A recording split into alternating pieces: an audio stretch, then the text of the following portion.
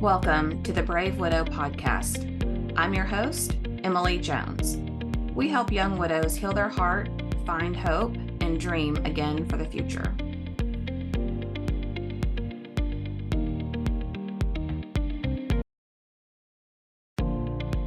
All right, everyone. Hi, this is Emily. I am so excited that you decided to join us today on this panel discussion of surviving the holidays.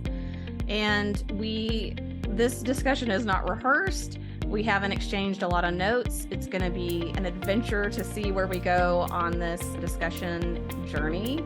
There are two main things that we really would like for you to walk away with. Number one would be some ideas and ways that you can survive the holidays personally when you're grieving a loved one. And then the second one would be ideas for ways that you can honor your loved one during the holidays. So with that, I'm going to let each of our speakers spend 1 to 2 minutes introducing themselves, sharing some of their background and what they do, and where you can find more about them. So Dr. Roush, how about I start with you? Okay, I'm Dr. Clark Roush, and I'm the Endowed Chair for the Performing Arts at York University in York, Nebraska, United States of America. And I keep what presence I can on Twitter and Facebook and Instagram. And you can find me there. And I try to use Instagram mainly just for inspirational things, but I respond a lot to other grieving people on Twitter. That's just my favorite platform because it's really hard to rant in the amount of characters that you get. And so I just prefer that one. And January 27th, 2020 at 3:30 p.m., I lost the Queen, my wife, Sue, to a battle with pancreatic cancer. And so I am in the process of learning to fashion a new life around that loss, because you don't get over it or through it or past it or anything. You just hopefully learn how to carry it. Yeah, well said. Thank you so much for that. Suzanne? Hi, I'm Suzanne Elvidge, and I'm based in the Peak District in the UK. So about halfway up level with Sheffield and Manchester. My husband died suddenly and unexpectedly from complications of type 2 diabetes in February 2018. So it's going to be coming up to 5 years after Christmas. I created the Widow's Handbook just over a year ago to provide, guideline is too strong a word, but to provide backup for people who are grieving, because when you're bereaved young, you've not necessarily been through that many bereavements, and you don't know how it works. You don't know. I was the first of my group of friends to have a partner die. And so the Widow's Handbook is there to provide a resource for people who are going through what I went through. You can find me on Facebook at the Widow's Handbook. I'm on Twitter at Handbook Widows. Sorry, I don't write that down very often. And the Widow's Handbook is online as well if you just search for it. And it's bits of my story and bits of how you can cope from day to day. Yeah, that's awesome. I think one of the things I love about watching you on Twitter as well is you'll say, I have a post on that, or I have some thoughts on that, and just link an article right in there. So having that handbook concept is really great. All right, Keri and Brittany with the GriefBox team. Okay, hey, so I'm Brittany, and this is my mom, Keri. Hi. And we're joining you from San Diego, California. And we started our grief journey when we lost Jacob. He's my little brother and her son in a motorcycle accident on May 1st of this year. So this is actually our first holiday season that we are grieving, and we are new to it. So we're looking forward to, hearing from how y'all have gone through the holidays. We decided to turn our pain into art. We create care packages for other people who are grieving. Our company is called GriefBox. And you can find us online at grief-box.com or on Instagram at shop GriefBox. Awesome. And I will definitely put the links to everything you all shared in the show notes. So if you're listening and you're driving or mowing your lawn or whatever it is that you're doing, you'll have links to all of that. And I really just want to give some kudos to all the participants on today's panel. Each of these folks, they're givers, they're encouragers, they're people who want to help other people who are hurting.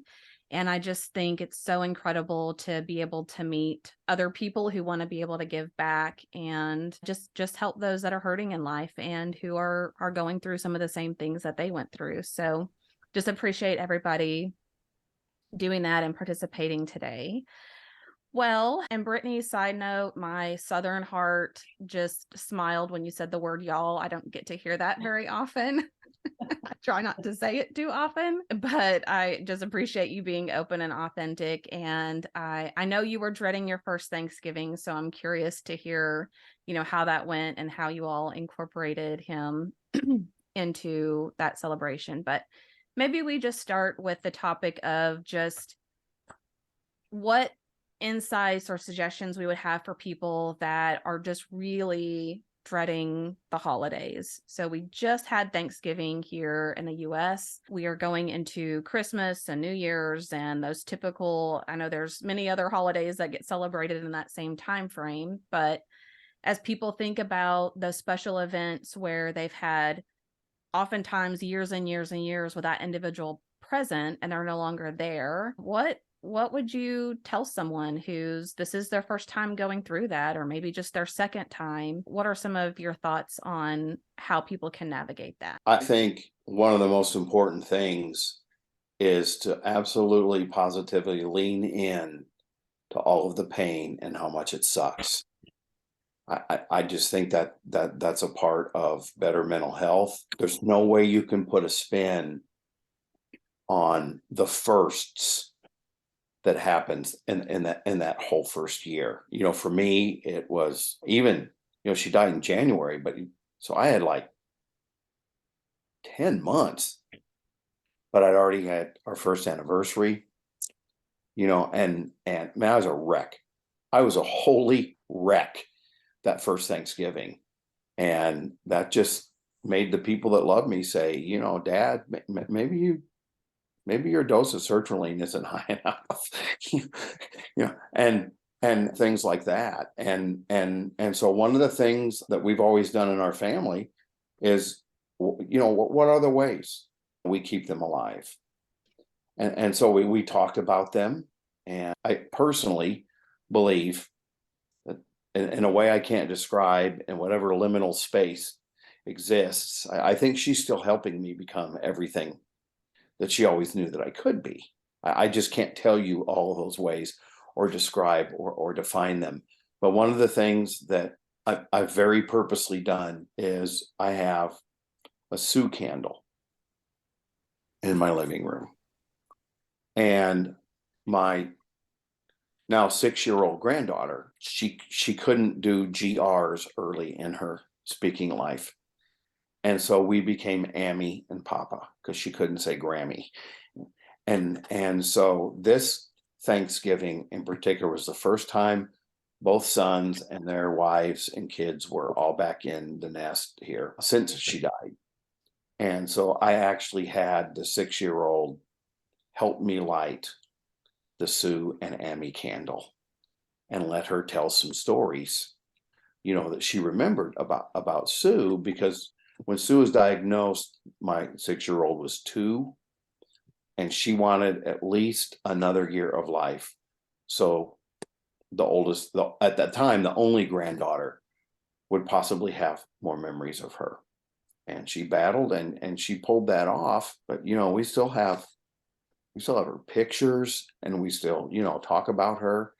And so I think that combination of being, it's okay, to talk about these kinds of things, but it's also okay to just lean into the unbelievable hurt and pain that happens, because coming up on 3 years, and I don't know if our screen friend here today feels this coming up on 5, but in time, when you're new, you really don't want to hear this, just like I didn't, but in time, and maybe the GriefBox thing has helped, but if we can do anything that adds purpose to the pain, because the pain is non-negotiable. It's going to happen. And that's why I think we need to lean into it. Let the grief tsunamis do what they do, and maybe they'll pass a little bit faster. What can we learn from them? But then how can we be honest about our feelings? And then how can we learn to try to remember our people and eventually the happier memories instead of, and remembering what we had in time more than just what we've lost. Oh, yeah. I think that's so great. And I remember even that first week or two of losing my husband, Nathan, I thought, if nothing good comes out of this, or there's no purpose to me being able to help someone else, it would just feel like such a waste for me to have gone through all of that and what would be to come and not have a way of giving back or being able to help someone else go through that. Suzanne, did you want to add some of your thoughts too? Yeah, and one of the things that I did is I actually made a tradition of not having a tradition. I mixed up Christmas totally. So the first year I spent just very, very quietly, spent the afternoon with a couple of friends in my village who were friends of Tim's as well. And it was just very quiet, very low key. I could arrive when I wanted to. I could leave when I wanted to. The next year, I took myself off to a shepherd's hut in the Lake District in a very rural area. And it was just me, a pile of books on my Kindle, some wood for the wood burner, food, some drinks, and just had a really, really chilled out Christmas.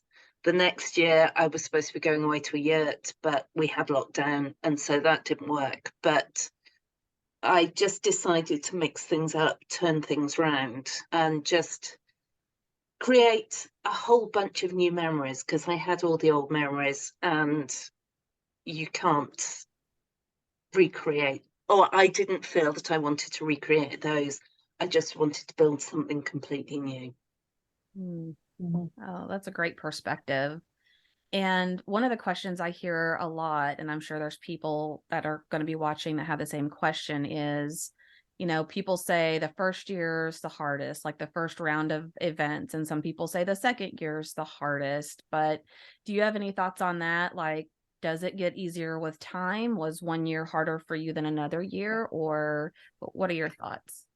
My therapist thankfully warned me, and I'm not trying to butt into anybody's life, but like, I did not have the skill set.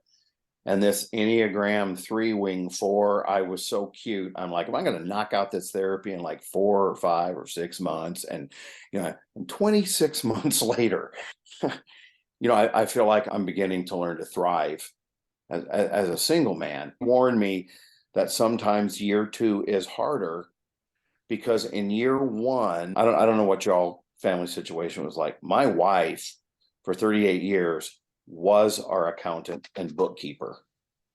She just let me live in la la land and read books and rehearse and conduct and inspire and motivate and all that kind of. I did not know what anything cost. And so the learning curve of doing what many adults already had done, which is learning how to run my own financial life and what all that means. See, that's all the first year and getting in your groove. And then what that does for some people is it gives the brain extra space to just really hurt the second year. And I'm glad she warned me of that. The first Christmas, I wasn't going to do anything, because the January before, like 2 weeks before she died, she said, honey, go out and see if you can find a cheap tree somewhere. We need a new tree for next year. Well, I don't know what a cheap tree is. I don't know what they call. Well, okay, call me when you get out there. And, so I bought one downstairs in the basement. And so my kids were like, Dad, are you going to put a tree up? And I was like, I don't know. And so my youngest son, bless him, he said, well, I would like, if you're not going to put up the tree, can we have the family ornaments? Because I would like to tell my daughter the stories that Mom always used to tell us when we hung them. And so I decided, okay, get over yourself, put up the tree. It's not just about you, it's about more. They've all lost, and so I did. And I'm telling you, I completely broke down and lost it when I pulled that tree out, because it was supposed to be our first tree, not mine. And so yeah, I think in the second year, even though some of it was harder, I did begin to feel more smiles in my memories than kind of stuff. And I will say, just for anybody who's listening, I know I'm a choir director, and I've lived my whole life in the creative world, and that's how I deal with everything. And so all of a sudden I found myself writing, and I wrote over 60 what I call creative grief writings, trying to capture all the moods and phases of my grief journey. And I think I'm now up to 3 therapists who have said, you have got to get those things published. And so I'm working on that in some way, shape, or form. But I think I didn't set out to get them published. I was just trying to make sense of Clark and what he was going through. And whatever your creative venue is, or if it isn't, you don't think you have one, you do, you may just not have used those creativity muscles in a while.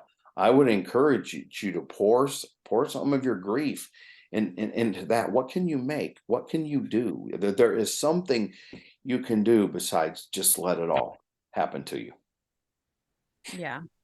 Yeah, those are that's a lot of good pointers in there. And I can't remember if it's left brain or right brain, whatever side of your brain is connected with creativity is also connected with emotions.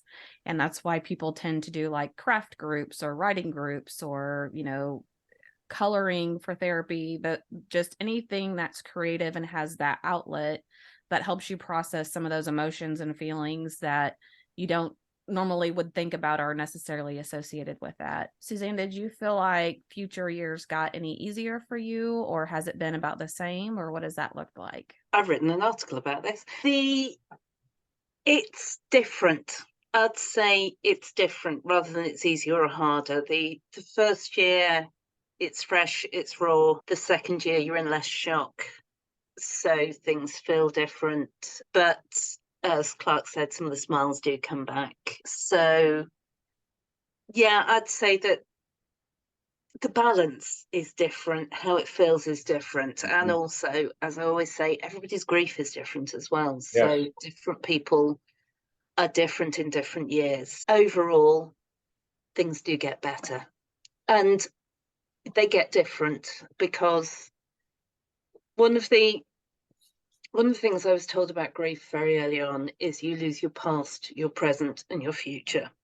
So you're grieving who you were together, you're grieving who you are now, and you're grieving what you would have done together. And that was Christmases and holidays and things like that. And so I'm now a new me, and I'm now a very different me. I'm not the me I was before, and I'm happy with who I am. Yes. But sometimes you think, yeah, but that's not who I was going to be. But you create a new you. Yes.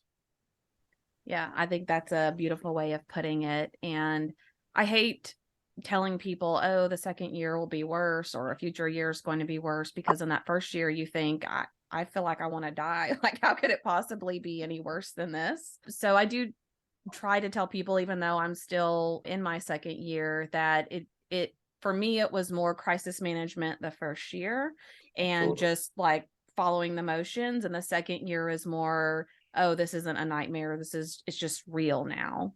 And so you're trying to rebuild what your new normal looks like. And like you mentioned, getting comfortable with, who do I want to be? Do I still have the same goals, the same hobbies, the same dreams? Especially if it's a spouse, there's so much of your identity tied up in that person and who you are together that changes some of those things. Some of the tips that I try to give for people of surviving the holidays is first of all, to just give yourself grace. And a lot of times that may mean setting boundaries or minimizing expectations. My husband, he would always do the turkey. He would do the sides for a lot of our family get-togethers. I mean, he was just this big personality. He just lit up the room. He handled so much of hosting and entertaining and all that. And I lost him July of 21. And thinking about Thanksgiving, it all seemed so overwhelming. So I just had to tell my family, sorry, you'll have to find someplace else to go to have Thanksgiving, and I won't even be there, just because I didn't feel like I could go through that and anybody would have any sort of good time or experience. Now, we still did something as a family, and we did something, even I hosted a little bit more for Christmas. But I think sometimes you have to give yourself that grace and be patient with yourself. Like, you, in those first few months and year, you need time to heal, and you don't want to pile on everyone else's expectations of what you should do or shouldn't do, or how you need to help someone else, when you really need to take care and focus on yourself. I'd also say, announce your intentions early. So I told my family, Tim died in February, and I told my family quite early on that I wanted to be on my own for Christmas. And that kind of stopped people asking me, because otherwise I've got a big family, and you get all those lovely invitations and people mean really well. But I didn't want to be an add-on to anybody else's Christmas. And I didn't want to have to say no to them. So we've got a family WhatsApp group, and I just put it out really early. This is what I'm doing. Not, I'm thinking of doing this, or I might be doing this, but this is what I'm doing. So it brooked no discussions. It was that. But also, you're allowed to change your mind. You're allowed to say no to stuff. You're allowed to say yes to stuff and change your mind later. You're allowed to say no to stuff and then go, actually, can I? Would you mind if I came? So, and I think that ties in with what you said, Emily, about giving yourself grace. You give yourself permission to do what you want to do. You can be as, I'm not going to swear, I'm sorry, I'm very sweary.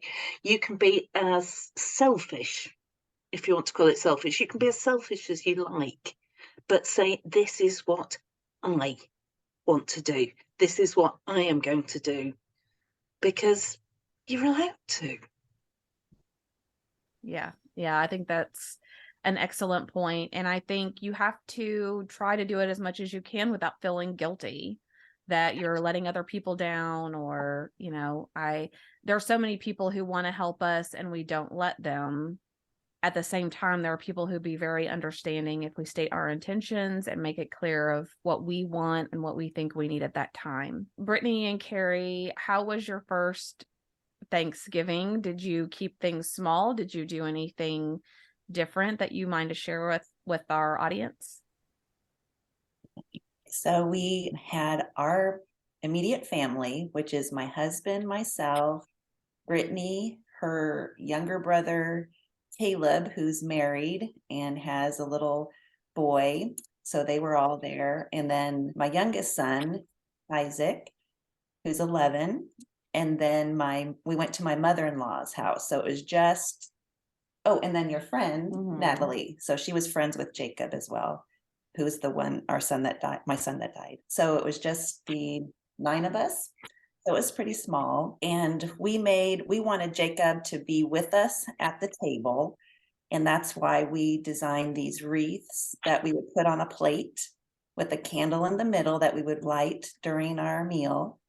And then had a eternity ring photo frame that I designed that has a little clip at the top, and you can put a picture in the front facing the plate and one facing the back, so other people around the table could see a picture of your loved one. And we had one, my mother-in-law bought one.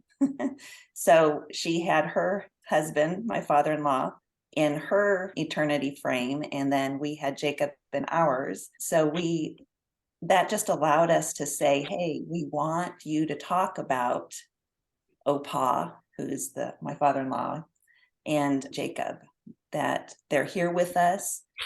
And it was very nice. We shared stories, some stories that you can imagine a 22-year-old boy has some stories that maybe mom doesn't want to hear. But yeah, we shared stories. I love hearing the stories, even if they're hard to hear. But yes, we just wanted him there at the table, and he was. That's great. It's such a beautiful way to include your loved one as part of the conversation. I think, like Dr. Roush said, you have to lean into it. So you don't want to make the holidays or the dinners something where it's the elephant in the room, right? Like, we don't want to bring that person up. We don't want to talk about it. It's going to make their person sad. It's just going to bring down the whole holiday. Like, just embrace it and talk about them like they're still here, or share some memories and stories of things that they did. And I think what you've put together with the place setting is a great way to say, you know, we're all acknowledging that person would be here with us today if they could, and we're going to include them as part of this, but it doesn't have to be, and maybe the first few times it is, but after a certain time, it doesn't always have to be a somber, sad affair, right? It can just be a nice tribute to who they were and who they were in your life, and still be part of the family and things that you all do. So I think that's a really great idea. I know some people will reserve specifically a chair for their loved one, you know, during the holiday, or people might actually do something specifically to recognize that person while they're there. So thank you for sharing that with us. I'm sure that was not easy, but it will, I think, become less painful over time the more that you continue to have those events. So I think that's a good segue into talking about what are some ways that we can honor or remember our loved ones during the holidays. So Dr. Roush or Suzanne, anything else that you all would like to add on things that you've done in the past? I treat myself to something. I buy myself a present, or I make a donation to a charity or something like that. And I don't necessarily say, oh, this is my present from Tim, but that's the kind of intention that there's something special. Everybody's grief journal or journey is different. And for anybody that's going to hear this in the future, I just really want to sincerely communicate, it is not a competition. If you're going through this, it sucks to be you, but it's not a competition to where I'm ever going to turn around to my boys and say something like, well, I'm sorry you lost your mom, but you didn't lose your wife. You know, it's horrible for everybody that's dealing with it. And so we deal with it in the ways that we can. And my oldest son is the executive chef, the country club here in town. And anytime there is a special occasion that the whole family is not together, then I take the last picture that was taken of the two of us during the Thanksgiving before she died,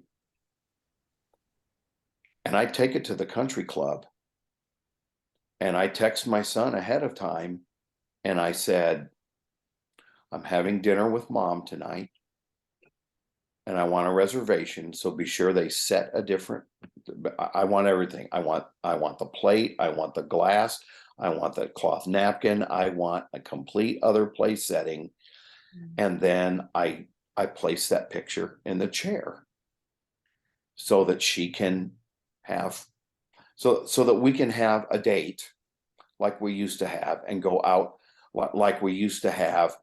And I remember the first time I did that, he came home at the end of the shift. He was living with me at the time, and since he's married and off on his own, but he said, well, Dad, he said, I'm always glad to see you, but I had to bring your food to you tonight because none of the servers could stop crying.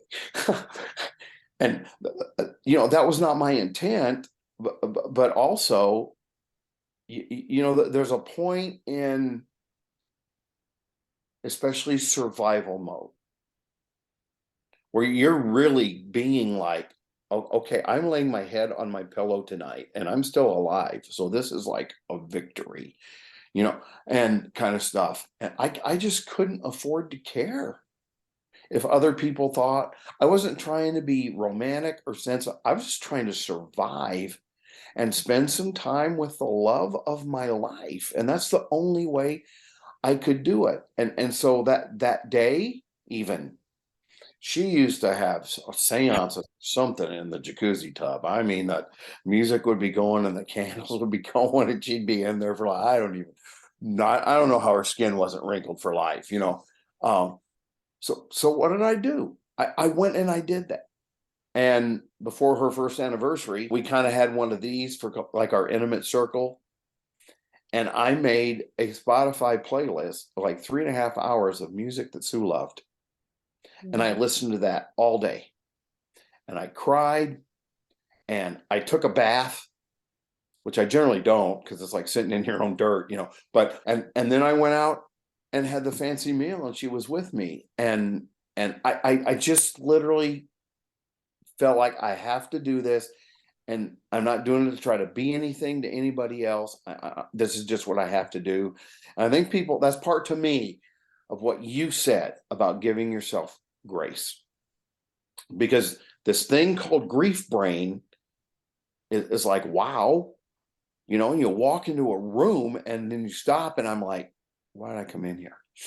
And oh my gosh, at least if you're married and you're listening to this, between COVID and my wife being an extrovert, my address book has completely changed because I'm an introvert. And she was my socializer. Honey, we got a party. And I just pray I could find somebody to ask a question to and wind up in the corner for half an hour talking, you know, and that kind of stuff. Well, my address book has totally changed between COVID and between her death. And I'm not frustrated or angry at anybody because we're all dealing with loss in our lives in various forms and the various ways we can. I just want some people to be able to expect some of those things because they were surprises for me. And maybe if you're just, if you've heard from if you start experiencing that, you're not alone. These things are real things that can happen. And if I said nothing else of value to you, your grief is yours. And I doubt you can do it the wrong way. Yeah, I think that is something that's a big surprise to people, is how much your social circle changes, especially if that was something you did a lot with your loved one and the person that you lost. So people Yeah, I mean, that double I dates are out thought, of the question. yeah, I mean, now I'm the third wheel, or I'm the, you know, creeper old guy or whatever, you know, but you know, everything just completely changed. yeah. Yeah, and I think it's hard because you have this thought, maybe subconsciously, of who are the people in my life that I know they're going to be there for me. They're going to show up, you know, after the first few weeks or months, they're still going to be there. And maybe they aren't the way you thought they would. But then you might have another small group of friends or family that you didn't really think that they would be there for you as much as they actually were. That's been very common with a lot of people that I've spoken to. And it is surprising, but it's nice to know that there are people out there that care about you, and you can now make your social circle what you want it to be, whether you want to go out and do much or you want to stay at home. I call those people my Avenger squad. It's great. I'm a hardcore introvert and I hated networking, but I quickly realized how small my circle was outside of my sphere of work. And so I've really had to put myself out there. And I have actually enjoyed getting to know people that have similar interests or things that they're trying to pursue too. So I would like to add something about a meal preparation. So we have a friend that's also a chef, and Jacob's birthday was in September, and he asked, well, what's Jacob's favorite food? And so we told him the 3 items that was really his love. And the chef made an appetizer of those foods in a special way. It was the most amazing thing I've ever experienced. Wow. What a blessing. Yeah. That's such a lovely idea. Yeah. It really is. So a few ideas that I also jotted down for people if you're listening and you're looking for some ideas. Some of these I haven't done, but I thought were really creative.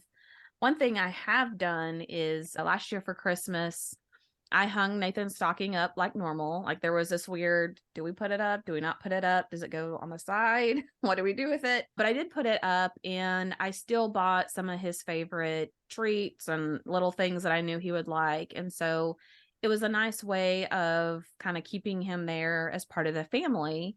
And then also on Christmas Day, I got to enjoy as a bonus some of his favorite things that he liked and that he enjoyed. So similar to, listening to their favorite playlist or eating some of their favorite foods, just anything you can do to enjoy some of their favorite things.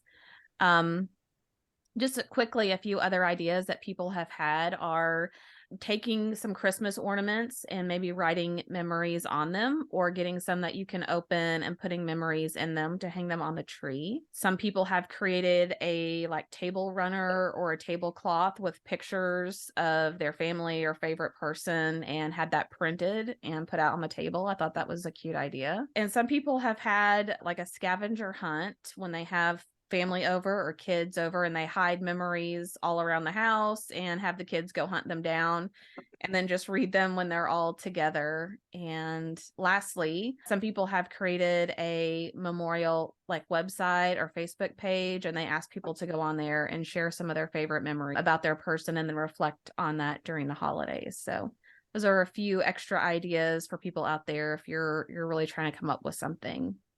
I want to add something really controversial here, that if you want to, you can ignore Christmas completely.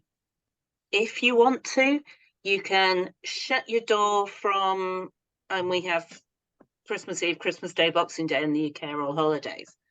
But if you want to, you can shut the door. You can watch your favourite movies. You can binge on box sets. You can switch the radio and the television off so you don't hear any Christmas music. You can switch social media off. You can go for a walk in the hills.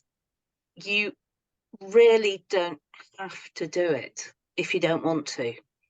Mm-hmm. You do you.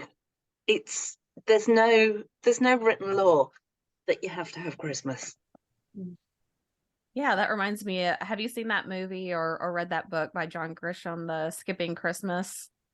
Essentially, him and his wife decide to go on a cruise for Christmas, and it's kind of a bit of a comedy. It's got Tim Allen in it, so take that for what it's worth. But a lot of people do practice that same concept of, I'm going to go travel for the holidays, or I'm going to do something just completely out of the norm. And I echo what you say, that it's perfectly fine to do that. Do what speaks to you and what is going to make it the easiest for you as you move forward in your journey. Just another option for people, just because it speaks to me. Concerts are still a big event in my life. And so in the little jewelry bag that houses the cufflinks for my tuxedo, I have my wedding band. And I always slip that down into my pocket when I go conduct, because she was always my biggest fan and cheerleader. And, I'd pull into the garage and there would be the smell of a meal and all of that. And all the little things that change is I'm done with my tux. And back when I had hair, I'd be on my way out and she'd be like, stop, sweetheart. And I would. And so she'd get a comb and, she'd fix the back and she'd check the bow and be sure everything was just right. And when everything was, then she'd grab me by the shoulders and she'd say, "You're gonna be so good."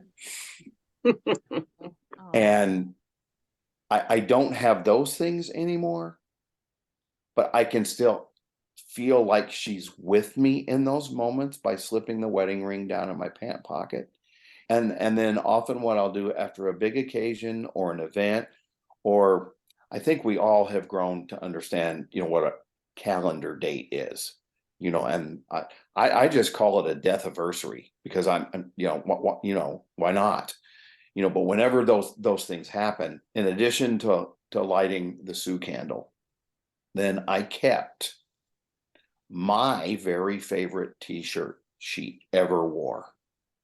I just loved her in it. And to me, when I see that shirt, I think casual Sue, relaxed and at home and all that. And I have that. And I literally take that shirt out of the closet in the study I'm now sitting in, and I take it into the living room, and I put it on my chest, and I wrap my arms around it, and I talk to her while the candle's lit, and just say, thank you. I weren't you grinning at the family being all together today? And didn't you love it when the 6-year-old came up to me and said, Papa, I'm wearing red today because that was Ammy's favorite color, right? And so it's okay to do that. And I just want people to know stuff like that, because that may be just maybe a Clarkism, but I promise you, before I started therapy, I thought that kind of stuff was like weird voodoo. Like, what's wrong with these people, that do stuff like this? And now it's an anchor. It's literally an anchor in my life. And it's a touchstone to a way I feel like I can still be with her. And that means the world to me, because I don't know what the rest of my life is going to be like. But for now, I've had the greatest 38-plus-year love story anybody could have. I am not looking. I don't think I will ever look. But man, just because she's not with me doesn't mean I still don't adore her and love her and enjoy talking to her, even if I don't get an answer. And I just wanted to share that with people, because again, if that's like a weird thing, I don't care, because it helps me, and I'm the only one that I've really got to take care of first. Well, I think whether or not people want to admit it, I think that's pretty normal and something that a lot of us look to for comfort or reassurance, or just a way of staying really close with our person.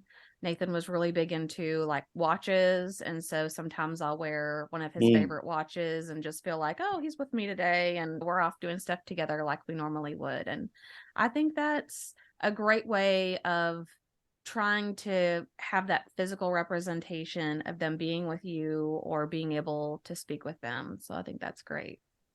All right. Well, any other ideas or advice that you all would share with the audience? I know we're coming up on time, but any last things that come to mind? One thing I'd say is, if you're invited out to somewhere, arrive early. So if you're invited to a big party or something like that, arrive early so that you're not walking into a huge room of people, that you can say hello to people as they arrive. Also, scope out the place so that if you need an escape, there's somewhere you can escape to, just a quiet corner out in the garden, walk around the block, something like that. So if you just need a moment, you can just take that moment. And as I said before, say yes to things, say no to things. It's fine. Either is fine. And go to things and then go home after an hour. You've done it. You can now run away home if you want to. Oh, yeah, those are great ideas. One of the things I did during, I think, Christmas and New Year's was I told my family, you're welcome to come over and I'll hang out here and eat, and I'll help put some of the things together, but I don't want to cook the main meal and I don't want to entertain you. So there would be times where I just go lay in my bedroom for a couple hours and take a nap, or just, as an introvert that needs to recharge those batteries, just have some of that away time, and then I'd go back out for a while and jump back into the conversation. But I think it's perfectly fine for you to have those escape moments and those plans for what you can do if you need to step away or you need to leave early. Those are some great tips. I think last thing I would just present to people springs from my philosophy that tears know who they can trust. There's probably some people you just don't cry in front of, and there's other people you just can't almost help not. And I think that's such a beautiful thing. And what I would wish for everybody that does that is please don't end that with, oh, I'm so sorry. No, because that's something you're telling yourself something is wrong, or you are bad, and no, the tears know who they can trust, and there's so many of them that need to come out, that if they do, that means you're with someone that your tears feel safe with, and you probably don't need to apologize. And so I would much rather get through that and then tell somebody, thank you so much for being someone my tears can trust. Because that's a different internal dialogue than, I'm sorry, I'm sorry, I didn't mean to cry. That's a totally different internal dialogue. And then I think that says something to that other person about your appreciation of their role in your life. Because let's face it, all of us are in a club we did not want membership in. Yeah. But oh my gosh, the dues keep coming and keep coming and keep coming. And so, when you can find those people that your tears are safe with, I literally think that's drops of grace. And you just need to accept that and not apologize for it, and not beat yourself up for it. Yeah, that's definitely a great point. And what I try to tell and reiterate to people who support those who have lost someone is, you can't make it better. There's nothing you can say. There's really nothing you can't, there's not anything you can tell them that's going to make them feel better. But if you'll just sit with them and let them be sad and just listen, then that you will be 100 times more helpful than trying to give some platitude about them being in a better place or this being the plan and anything else that you can come up with. But I think it's hard because we want to comfort other people and we want to fix and we want to make things better. It's hard to be that person that can just be still and listen and sit in the awkwardness of letting that person let it all out. But it is so valuable when we find those people. All right. Well, thank you all so much for your time today and for your thoughts and your input. And I love seeing what all of you are doing to give back to people who are grieving and who have lost someone. So thank you for being givers of the world, and we'll be sharing your information with all of our listeners. Wow, what a great conversation with all of our panelists. If you're interested in learning more about them, or something they said resonated with you, or if you know somebody who could benefit from learning more about them, please go check out their social media, check out their information that they shared. These folks really are givers out in the grief community. They help give input and provide back to folks who are hurting and grieving on a normalized basis. So please go out and support them, see what all they have to offer, and share them with others you know who may benefit. Hey guys, thank you so much for listening to the Brave Widow podcast. I would love to help you take your next step, whether that's healing your heart, finding hope, or achieving your dreams for the future. Do you need a safe space to connect with other like-minded widows? Do you wish you had how-tos for getting through the next steps in your journey, organizing your life, or moving through grief? What about live calls where you get answers to your burning questions? The Brave Widow membership community is just what you need. Inside, you'll find courses to help guide you, a community of other widows to connect with, live coaching and Q&A calls, and small group coaching where you can work on what matters most to you. Learn how to heal your heart, find hope, reclaim joy, and dream again for the future.